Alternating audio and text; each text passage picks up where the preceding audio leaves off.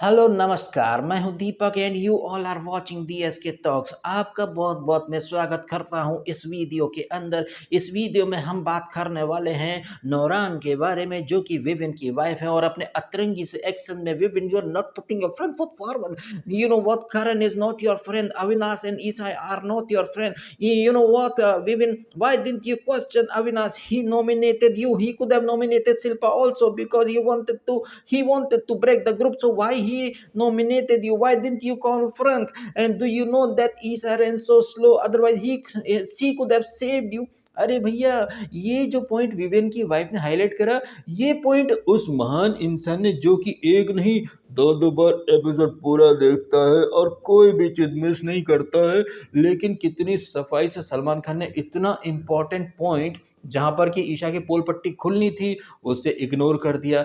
और सिर्फ यही नहीं, इस वीक जो टाइम गॉड वाली जो टास्क हुई थी, जिसमें गोल गोल गोल गोल घूमना था इन कंटेस्टेंट को, जहां पर रजत ने बल प्रयोग कर करके सांड की तरह टक्कर मार के सबको गिरा दिया था, वहां पर अविनाश ने बहुत ही जबरदस्त एक्टिंग करी थी, फेयर प्ले की कि भैया अपने को खैरात में टाइम गॉड नहीं चाहिए, अपन को फाइट करना मांगता है। उस चीज को भी इग्नोर कर दिया। कहने का मतलब है कि ऐसे एक दो नहीं बल्कि काफी सारे इंपॉर्टेंट पॉइंट थे जिनको कि सलमान खान ने, मैं दो दो बार देखता हूँ कुछ भी मिस नहीं करता हूँ। Oh, really? और मुझे तो लग रहा है कि वो जो घंटी बजाने वाली टास्क में अगर करणवीर मेहरा चुम के जो एफर्ट्स थे, वो जो नॉमिनेशन से बचाने वाली टास्क थी, वहां पर चुम ने लड़की होकर के भाई एक सांड इसको रजत दलाल को पछाड़ दिया था, एक नहीं दो तीन बार। उस चीज को अगर ये करणवीर मेहरा हाईलाइट नहीं करता तो सलमान उसको भी नजरअंदाज करने वाले थे। लेकिन हाँ, सलमान खान ने चुम का टपोरी अंदाज उसे काफी अच्छे से अप्रिशिएट करा। लेकिन कुछ इंपॉर्टेंट चीजें जो कि गेम पर काफी लंबा चौड़ा असर डालती हैं, अविनाश के फेयर संचालक की एक्टिंग, फिर उसके ऊपर इसका रजत का और सारा का एक कमेंट आया था ना कि जब वो फेयर प्ले की बात कर रहा था कि यार चुम और हम वो गेम खेलते, एंड तक लड़ते, अच्छे से खेलते तो मजा आता। तो इन बातों के ऊपर रजत और सारा की टिप्पणी थी कि स्क्रीन टाइम चाह रहा था, वो एक्टिंग कर रहा था, मन में तो लड्डू फूट रहे थे। इन सारे टॉपिक्स को इग्नोर करके सलमान खान ने क्या करा, चलो फ्यूचर बॉल खेलते हैं। बच्चों वाली जो म्यूजिकल चेयर वाली एक्टिविटी थी वो तो आपने देखी। अब चलो पास करो इस म्यूजिक बॉल को, और नहीं फ्यूचर बॉल को, और उसके बाद तुम फ्यूचर में क्या देखना चाहते हो, जहां पर अविनाश काफी अच्छी मिमिक्री करता है। अविनाश, चाहत और ये ईशा और ये विवियन जो है, ये सिर्फ तुम 2.0 के ऑडिशन वगैरह देते हैं, लोगों के सिर पर घंटी बांध करके घंटी बजाओ और रियलिटी चेक दे जाओ। इस तरह की फालतू एक्टिविटी में ज़्यादा इंटरेस्ट होता है सलमान खान को बनिस्बत कि भाई वो जो गोल चक्कर वाली जो टास्क थी उसमें चुम का बाउल आपने क्यों गिराया, आपने स्पोर्ट्समैन स्पिरिट नहीं दिखाई, सारा तुमको ये रजत का ये वाला साइड क्यों नहीं दिखता है। लेकिन जब करणवीर मेहरा उस टास्क में घुसा तो तुम्हारे गुर्दे छिल गए कि भाई तुम क्यों घुस गए।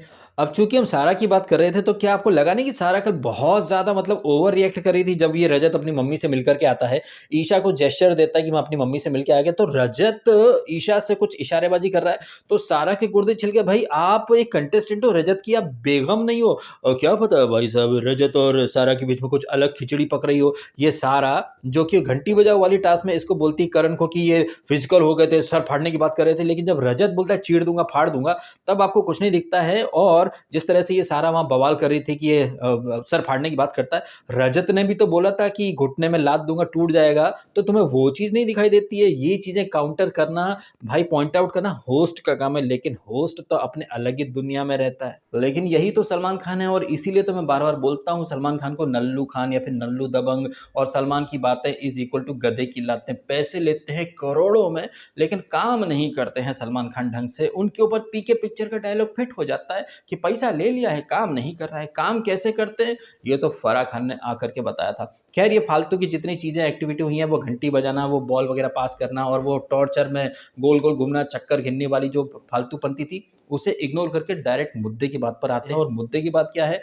मुद्दे की बात यह है कि जिस तरह से अंदर के कंटेस्टेंट, तो कंटेस्टेंट उनके जो फैमिली मेंबर्स हैं वो भी करणवीर फोबिया से ग्रसित हो चुके हैं। जिस तरह से विवियन की वाइफ और जिस तरह से रजत की मम्मी, इन दोनों को अगर कोई दिख रहा है तो सिर्फ करण करण करण। अब रजत की मम्मी हो या फिर विवियन की वाइफ, ये आए थे अपने अपने फैमिली मेंबर को ब्लाइंड सपोर्ट करने, बट सपोर्ट के साथ साथ ये कहीं ना कहीं इन लोगों के मन में करण के प्रति एक जबरदस्ती वाली हेट भर करके चले गए हैं। जैसे कि फराह खान बोल करके चली गई थी कि ये शो करणवीर मेहरा शो बन चुका है। उस बात से विवेन की वाइफ इतनी ज़्यादा जेलस और इनसिक्योर है और भाई नेक्स्ट लेवल से मतलब उसने भर-भर के छिले हुए गुर्दे दिखाए हैं और इन सारे चक्करों में वो दुनिया जहाँ के झूठे नैरेटिव बना करके गई है कि Karan is bitching about you, why are you keeping soft corner for Karan, is he your friend? No, he is not your friend, then why are you feeding him? Oh my god, you are not supposed to do that. Even Avinash and Isha, they are not your friend. You are into a chugli gang group. It's not looking good. अब जिस अंदाज में ये विवेन की wife बात कर रही थी वो कतई डोमिनेटिंग अंदाज था और ये सो कॉल्ड घर का मुखिया, घर का लीडर, टीवी का 8 साल पुराना लाडला फेस जो है वो एकदम किसी आज्ञाकारी पुत्र की तरह जमीन पर एकदम सिर गड़ाए है, ऊपर देख ही नहीं रहा है, नजरें उठा नहीं रहा है और चुपचाप बातें सुन रहा है। इससे हमें क्या पता चलता है कि वो विवेन डिसेना जो बिग बॉस के घर के अंदर तो बड़ा लीडर तुर्रम खान बनता है, लेकिन बीवी के सामने भाई ये भी सरेंडर कर जाता है और एक सेकंड के लिए भी ऊपर नहीं देख रहा था। इनफैक्ट उसकी वाइफ को बोलना पड़ा कि Vivian, why are you not looking into my eyes? What have you done? Why are you so शर्माउइंग और झिझकाउइंग? Oh my God, look at me, मेरी आंखों में देखो। और विविन बोल, ये अल्हम्दुलिल्लाह मैं तुम्हारी आंखों में देख रहा हूँ, ये I'm on the edge, first time. कहने का मतलब ये है सारी जो बातचीत हुई है उससे एक ही बात निकल करके आती है कि ये विवेन डिसेना जो दूसरों को बोलता था कि नकाब लगा रखा है, एक्टिंग कर रहे हैं, कैरेक्टर पकड़ के चल रहे हैं, खुद विवेन डिसेना साबित कर रहा है कि वो खुद एक कैरेक्टर पकड़ करके चल रहा था। और वो कैरेक्टर क्या है? घर के लीडर का, प्रॉब्लम सॉल्वर का और सबसे बड़े लॉजिकल इंसान का।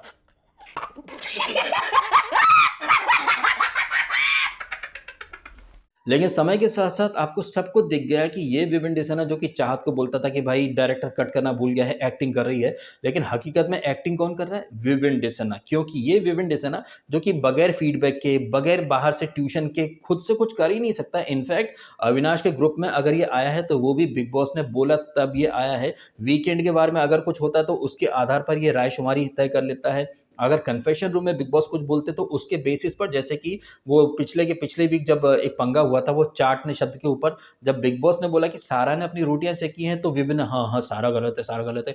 वीकेंड के बारे में फराह खान ने कुछ और बोला तो हाँ तो वहां पर दिग्विजय गलत था, तो मैं कशिश का नाम ले लेता हूँ। मतलब कभी सारा कभी दिग्विजय ने इंस्टिगेट करा, फिर नाम लिया कशिश का। और अब आप देख लीजिए इसकी वाइफ कुछ और बोल करके चली गई है तो हाँ अच्छा ऐसा होता, आई एम क्वेश्चनिंग 1000 थिंग, ये वो। अच्छा तो करण आज से तू मेरा दोस्त नहीं है, हैं? अब जस्ट बिकॉज की विवेन की जो वाइफ है वो एक तरफा बातें करके चली गई हैं, करण उन्होंने भी बहुत ज्यादा करा है। बट ये जो वो बोल करके गई है कि करण के लिए सॉफ्ट कॉर्नर है, करण के लिए सॉफ्ट कॉर्नर कौन से बिग बॉस में? अब मुझे ऐसा लग रहा है कि विवेन डिसेना जो इम्पोर्टेड गुटखा खाता है ना, उस गुटखे का सेवन इसने नौरान ने भी कर लिया। और इस सो कॉल्ड इम्पोर्टेड टोबैको वाला जो गुटखा है उसका जो सस्ता नशा है उसका असर कैसा हुआ नौरान के ऊपर कि वो बहरीन में कोई अलग ही बिग बॉस देख रही है। मुझे ऐसा लग रहा है कि वहां पर शायद कुछ अलग बिग बॉस आता होगा जहां पर कि उन्हें ऐसा दिखा होगा कि विवेन ने करण के लिए बहुत कुछ करा है। जबकि वो बिग बॉस जो कि आप लोग देख रहे हैं, मैं भी देख रहा हूं, हम सब देख रहे हैं, उस बिग बॉस में हमें एक ही चीज दिखाई दी है कि विवेन ने हर संभव कोशिश करी है कि करण टाइम गॉड ना बन पाए। इनफैक्ट विवेन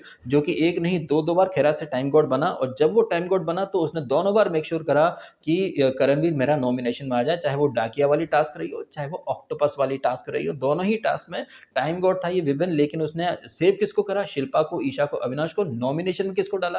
करणवीर मेहरा को। जस्ट बिकॉज कि भाई तुम चिकन बना देते हो, खाना खिला देते हो, दैट डजंट मीन कि भाई तुम्हारे मन में सॉफ्ट कॉर्नर है। तुम्हारे मन में तो एक जेलसी है, इनसिक्योरिटी है, हेट है करण के प्रति, तभी तो ऑलमोस्ट को ऑलमोस्ट ही रहने देते हैं, तुम उसे पूल में धक्का मार के गिरा देते हो, बाकी लोगों को बोलते हो चाहे कुछ भी हो जाए, करण का पुतला गिरा देना, वो फोटो वगैरह गिरा देना, करण को ऑलमोस्ट ही रहने देना, तो इसे सॉफ्ट कॉर्नर बोलते हैं क्या? हाँ शायद बहरीन में बोलते होंगे, या फिर इंपोर्टेड गुटखा खाने वाले लोगों को ये जो है सॉफ्ट कॉर्नर लगता होगा। मुझे लग रहा है कि जिस तरह से गुटखा खाने का असर हुआ है नौरान और विवेन के ऊपर, इनको पंचायत 4 में वो भूषण और विनोद की जगह ले लेना चाहिए। फिर दोनों मियाँ भी बैठकर बुटकुन 2 कप चार और बनाई जाए, हाँ क्या बोलते विवेन, जो माल के नाम बोला हम तो वही करेंगे और कहा। विवेन डिसेना टीवी का इतना बड़ा फेस, लेकिन भाई कैसे मतलब उसकी वाइफ कंट्रोल करी थी हर चीज। वैसे मुझे कोई हक नहीं बनता ये चीजें बोलने का, बट मैं बोले बगैर रह भी नहीं पाऊंगा कि विवेन डिसेना जो कि टीवी का इतना बड़ा नामी गिरामी चेहरा, जो कि डे 1 से सुपीरियोरिटी कॉम्प्लेक्स कॉम्प्लेक्स में इतना लदा हुआ है कि मतलब अपने अलावा ये किसी दूसरे को किसी लायक समझता ही नहीं है, खासतौर पर फीमेल्स को। चाहे चाहत हो, श्रुतिका हो, आपने भी देखा किस बदतमीज लहजे में ये उनसे बात करता है, "ए, तू चल फुट चल फुट चल फुट", तू तड़ाक करता है। मतलब चाहत को, श्रुतिका को और बाकी लड़कियों को कतई मतलब इतना हीन और दीन समझता है, लेकिन यहाँ पर एकदम मुंडी झुका करके okay okay, yes yes yes yes, okay okay. मतलब आप देख लीजिए, वो विवेन डिसेना रियल है जो मतलब तू तड़ाक करता है, किसी लायक नहीं समझता है, जो उसकी जो पहली वाइफ है वहाँ भी उसके भी इंटरव्यू ऐसे थे कि बड़ा डोमिनेट करता था, ऐसा था। लेकिन यहाँ पर तो ओके ओके, ठीक है, आई वाज़ ऑन द जैसा वैसा, ठीक है, मैं क्या बोलूँ। अब ये देख कर के तो मुझे पता नहीं कि वो सीआईडी वाला जो एक फ़ेमस सीन है कि भई कुछ तो गड़बड़ है, क्योंकि ये डिसेना जो कि डे 1 से दहाड़ता है, महिलाओं को किसी लायक नहीं समझता, लेकिन यहाँ पर एकदम भीगी बिल्ली बन कर के बैठा है, भई कुछ तो गड़बड़ है दया, कुछ तो गड़बड़ ज़रूर है। मतलब उसकी वाइफ़ उसे डोमिनेट कर रही थी, तो कहीं ऐसा तो नहीं कि विवेन डिसेना का कोई एक प्राइवेट वीडियो वगैरह इसके नौरान के हाथ में लग गया हो? अदरवाइज़ इतना मतलब घर के अंदर बड़ा दहाड़ता, मैं लीडर हूँ, ये हूँ, मुखिया हूँ, लेकिन वहाँ पर तो दुखिया बन कर के हाँ में हाँ मिलाया जा रहा था। कोई खुद के ओपिनियन वगैरह कुछ भी नहीं थे। सेम चीज़ यहाँ पर आप देखिए रजत दलाल की मम्मी, अब चूँकि भई उनका बेटा है तो बेटे के तो हर गुनाह को माँ माफ़ करती ही है, लेकिन अच्छी माँ तो वो भी होती है ना जो बेटे की गलतियाँ मतलब हाइलाइट कर दे। अब क्या है कि भई हमारे ऊपर ना बचपन में बड़े मतलब संटियों से और बेल्ट से हमारी तो कंबल कुटाई खूब हुई है, और शायद आप लोग माने या ना माने, हमारे घर पर जब भी शिकायतें आया करती थी तो भाई बाहर वाले को बोलने से पहले हमारी कंबल कुटाई हो जाया करती थी कि दीपू ने ही कुछ किया होगा, दीपू ने ही कुछ किया होगा। अब ये तो हमारी अपब्रिंगिंग रही कि हमारे माँ-बाप दूसरों के बजाय हम में ही गलतियाँ ढूँढा करते थे, सो दैट कि हम लोग सुधर जाएँ, उन गलतियों को ना दोहराएँ। लेकिन रजत दलाल की मम्मी तो करण गलत है, दिग्विजय गलत है, सब गलत हैं, और इनका ये रजत दलाल जो कि मतलब जिसके ऊपर किडनैपिंग जैसे संगीन केसेस दर्ज हैं, उस पर गर्व है। मुझे समझ में आ रहा है कि क्यों रजत को ईशा ने अपना भैया बोल रखा है। जैसा कि आपने ऑलरेडी देख रखा है कि ईशा सिंह की मम्मी जब आई थी, तो ईशा को रियलिटी चेक देने के बजाय, "बेटी तुम तो जो कर रही हो हमें उस पर गर्व है, तुम तो हमारी गोद में थी तभी से हमें प्राउड फील करा रही हो।" हूबहू ऐसी ही बातें रजत दलाल की मम्मी भी बोल कर के गई हैं। कहने का मतलब है कि ईशा की मम्मी और रजत की मम्मी, उन्हें अपनी संतानों में कोई कमी, कोई गलती दिखी ही नहीं है। इनफैक्ट वो तो बहुत ज़्यादा गर्व का मतलब अनुभव ले रहे हैं। क्या ये चीज़ गौरवान्वित या गर्व वाली बात होती है क्या? कि आपके लड़के के ऊपर 17 तरह के केस हैं, आपका लड़का दूसरों को बोलता है फाड़ दूँगा, चीर दूँगा, गाड़ दूँगा, और अगर रजत को अपना परिवार, अपनी मम्मी से इतना प्यार है, तो फिर वो फरीदाबाद या गाज़ियाबाद जहाँ भी रहता है, वहाँ से वो गुजरात में क्यों शिफ्ट हुआ? जिस तरह से वो लाइव आकर के गालियाँ देता है, फिर जाकर के माफ़ी माँग लेता है, 17 तरह के उसके ऊपर लीगल केसेस दर्ज हैं, किसी को भी मारने की धमकी दे देता है। भाई आई डोंट थिंक कि इन चीज़ों से कोई भी पेरेंट्स का छाती फूलती होगी, प्राउड होता होगा। लेकिन रजत दलाल की मम्मी तो रजत दलाल की मम्मी हैं। ऐसी ही मम्मियों के ऊपर एक वो कहानी है, एक बच्चा बहुत चोरी करता था, फिर आगे चल के बड़ी चोरी कर लेता है, कोर्ट में सज़ा मिलती है, तो वो बच्चा अपनी माँ को बुलाता है, उसका कान काट लेता है कि मम्मी अगर बचपन में ही रोक दिया होता, तो इतना आगे नहीं बढ़ता। तो भले ही आप मुझे कुछ भी बोले, बट मेरा ये मानना है कि ईशा की मम्मी और रजत की मम्मी, भाई इस तरह की मम्मियाँ नहीं होनी चाहिए, क्योंकि ये तो अपनी संतानों को गलत जा रहे हैं, तो भाई और ज़्यादा प्रमोट कर रहे हैं, और ज़्यादा सपोर्ट कर रहे हैं। कल को अगर ये लोग बोलेंगे कि गुटखा, शराब, सिगरेट पिएँगे, तो क्या मतलब उस पर किसी पेरेंट को प्राउड फील होगा? नहीं होगा ना। और ईशा की मम्मी जब आई थी तब बोल कर के गई थी कि हमें बड़ा गर्व हो रहा है, लेकिन अब उन्हीं ईशा की मम्मी की एक बात सलमान खान ने हाइलाइट करी कि ईशा की मम्मी ने तो कभी देखा ही नहीं है ईशा को किसी के साथ इतनी क्लोज़ प्रॉक्सिमिटी में इतना क्लोज़ होते हुए।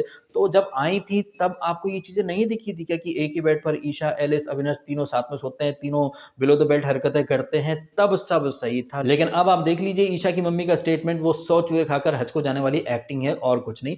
खैर इसी दौरान आपने देखा होगा कि रजत दलाल की मम्मी करण तो करण, दिग्विजय को भी लपेटे में ले लेती हैं, और वो कहती हैं कि दिग्विजय तो तेरा दोस्त बन कर के आया था, लेकिन तेरे को गुंडा बोलता है, कहता है कि तेरे साथ नहीं बैठूँगा, तेरी छवि खराब है। इस तरह की मतलब वो बातें करने की कोशिश करती हैं, बट क्या इसकी दिग्विजय की बातें गलत थी? अगर दिग्विजय की बातें गलत हैं, तो ये रजत दलाल अपने मम्मी-पापा के साथ क्यों नहीं रहता है? कुछ तो रीज़न होंगे ना जिसकी वजह से वो फरार होकर के अहमदाबाद पहुँच गया, वहाँ अकेला रहता है। अगर इतना गर्व है आपको, तो फिर आप माँ-बाप उसके साथ में क्यों नहीं रहते हो? अब यहाँ पर तो एक ही चीज़ एस्टेब्लिश हो जाती है, जो बात दिग्विजय ने बोली रजत के बारे में, वो 16 आने सच्ची बात है, क्योंकि अगर वो बात झूठ होती, तो फिर रजत के पेरेंट्स रजत के साथ ही रहते ना। तो अगर दिग्विजय बोल रहा है कि मैं रजत के साथ नहीं बैठूँगा, भई छवि खराब होगी, तो अगर छवि अच्छी होती तो फिर रजत जो है अपने माँ बाप को छोड़ करके अहमदाबाद जाकर के नहीं रहता, सीधी बात, नो बकवास। एनीवेज इन बातों के अलावा कल के एपिसोड में और क्या-क्या हुआ था? हाँ, सारा का नेक्स्ट लेवल का दोगलापन, वो करण को जब वो घंटी बजाने वाली टास्क में करण बोलता है कि सारा और रजत तुम्हारी तो एक ही की घंटी बजा देता हूँ। करण कल खूब दहाड़ रहा था और रजत ने भी बोल दिया, सर आप अलाउ कर दो, यहीं कहीं दूध का दूध, पानी का पानी कर देंगे। तो ऐसा कुछ खास पंगा तो नहीं हुआ, लेकिन जिस अंदाज में करण सबकी बोलती बंद कर रहा था या दहाड़ रहा था, वो थोड़ा-सा आई थिंक टू मच हो गया। इन सारी बातों के अलावा कल के एपिसोड में हुआ है तेजिंदर पाल बग्गा, भाई बग्गा इस सदी का सबसे बड़ा पॉलिटिशियन जो जबरदस्त लेवल की स्ट्रैटेजी और प्लानिंग वगैरह बनाता है बीजेपी के लिए, लेकिन घर के अंदर बग्गा की ना कोई स्ट्रैटेजी थी, ना कोई प्लानिंग और मुद्दे भी नहीं थे। मुद्दे के नाम पर बग्गा के वही 2-4 रटे-रटाए डायलॉग की बिग बॉस इनके कोई मुद्दे नहीं होते हैं, ये दिखते नहीं बिग बॉस, ये पर्सनल कमेंट करते हैं, बिलो द बेल्ट जाते हैं, बिग बॉस इनके कोई मुद्दे नहीं हो। उसी तरह से आपने देखा कल वो दिग्विजय की जब घंटी बजाता है, सलमान जी इनके कोई मुद्दे नहीं है, ये फालतू में बचते हैं, इनके कोई मुद्दे नहीं है। ऐसे बग्गा के तो बहुत सारे मुद्दे रहे होंगे, मुद्दे होंगे तभी तो वो एलिमिनेट हो गया और उसके एलिमिनेशन के बाद ये श्रुतिका जो है वो थोड़ी-सी अकेली पड़ गई। हालाँकि बग्गा के एलिमिनेशन के बाद ये जो घंटी बजाओ वाली टास्क में जो सारा का दोगलापन था, सलमान वहाँ पर चुपचाप खड़े-खड़े ऐसे करके मतलब टाइम पास कर रहे थे, लेकिन श्रुतिका ने काफ़ी अच्छे से काउंटर करा था इसको सारा को कि जब रजत ने बल प्रयोग करा था, "वेयर वर यू तुम कहाँ चली गई थी?" श्रुतिका की मिमिक्री इसने अविनाश ने भी काफ़ी अच्छी करी थी। ना सिर्फ श्रुतिका बल्कि विवेन की मिमिक्री तो नेक्स्ट लेवल की करता है ये अविनाश मिश्रा। हालाँकि एपिसोड के एंड में ये ईशा से कुछ बात करता है, वही वीकेंड के आफ्टर इफेक्ट्स कि सर ने जैसा कि बोला ना कि उधर से लॉयल्टी इतनी नहीं आ रही है, तो वो लॉयल्टी के ऊपर ये कुछ बातचीत होती रहती है। चुम और वो करण साथ में वापस से कंबल में दंगल सोते हैं, चुम थोड़ा प्रे वगैरह करती है। जब चुम का ऑलरेडी एक बॉयफ्रेंड है या रिलेशनशिप है, तो फिर यार ये चीज़ें तो मुझे काफ़ी घटिया लगती हैं। हालाँकि चुम को एप्रिशिएट करा सलमान खान ने, वो भी तब जबकि करणवीर ने ये चीज़ हाइलाइट करी कि लड़कों को पछाड़ा है, वो रजत के बारे में बात कर रहा था। तो यहाँ पर करणवीर मेरा एक चीज़ और बोल देता सारा को उसकी बोलती बंद करने के लिए, जब ये सारा बोली थी कि आपको तो वहाँ आना नहीं था, आप उस टास्क में क्यों घुसे? फिर आप बोल रहे हो कि लड़का हो, लड़की हो, मैं तो सर फाड़ दूँगा, ये कर दूँगा, वो कर दूँगा। तो जिस तरह से सारा ने बोला था कि आपका ज़रूरत नहीं था वहाँ पर, आप क्यों घुसे? उसी तरह से ये करण भी तो बोल सकता था कि भाई साहब जब आपको दिख रहा है कि वहाँ पर आदमी फिज़िकल हो सकता है, तो लड़कियाँ क्यों घुसती हैं उस टास्क में? एक तरफ आप लोग बोलते हो कि लड़का-लड़की सब बराबर है, जेंडर बायस नहीं होना चाहिए, लेकिन जब बात फिज़िकल टास्क की आती है, तो लड़कियों का सिर फोड़ देगा, ऐसे कैसे बोल सकता है? वहाँ पर होस्ट को एक मतलब फ़र्म ओपिनियन देना था कि सारा तुम्हारा नेक्स्ट लेवल का दोगलापन है। जब तुम बिलो द बेल्ट जाती हो, तो रजत को नहीं दिखता है और जब रजत हिंसा या फिर इस तरह की फिज़िकल होने की बात करता है या फिर पाड़ने की बात करता है, तो तुमको भी वो चीज़ नहीं दिखती। लेकिन जब करण उस टास्क में घुस गया, तो तुम कह रहे हो कि भाई तुमको ज़रूरत नहीं थी, क्यों घुसे? लेकिन जब रजत ज़बरदस्ती में चुम का बाउल गिरा देता है, तब तुम्हारे अंदर की ये मोरालिटी कहाँ मर गई थी क्या? वैसे मोरालिटी से याद आई मेरे को ये कशिश कपूर, हालाँकि कशिश कपूर ही है ना या कुछ और सरनेम है? चलो कशिश ही बोलते हैं उसको, इस सीज़न के जग्गा। ये जब आई थी, आते से ही ये दिग्विजय के बारे में बात करती थी कि भाई मैं उसको खुश नहीं देख सकती, मैं तो ड्रैग करूँगी पिछले गड़े हुए मुर्दे। लेकिन कल घंटी बजाने वाली टास्क में क्या बोल रही थी कि भाई मूव ऑन कर जाओ, वही सॉफ्ट स्टोरी बार-बार सुनाते हो। तो भाई उसी स्टोरी को लूप पर तुमने भी चलाया था जब करण ने तुमसे आकर के बात करी थी कि तुम्हारा दिग्विजय का क्या चल रहा है। तब तो तुम खुद ही गड़े मुर्दे ड्रैग कर रही थी, लेकिन अब देखो 100 चूहे खाकर हज को जाने की एक्टिंग में ये कशिश भी कूद पड़ी है। वैसे ये एलिमिनेशन वगैरह जब हो जाता है तो हम क्या देखते हैं कि ईडन, यामिनी और ये सब बात करते हैं कि ये देखा पिछले वीक केवी को पंप कर दिया था, इस वीक उसकी तो हार हुई है, उसको मतलब ज़मीन पर गिरा दिया। इस तरह की ये बातें और उसके बाद तो स्पून फीडिंग हो तो भाई साहब विवेन की वाइफ की जैसी हो, क्या नेक्स्ट लेवल से स्पून फीड करके गई है। क्या कहना आपका इन सारी बातों के बारे में कमेंट करके अवश्य बताइएगा। फिलहाल आपने समय निकाला, वीडियो देखा, आपका बहुत-बहुत धन्यवाद। Thank you so much.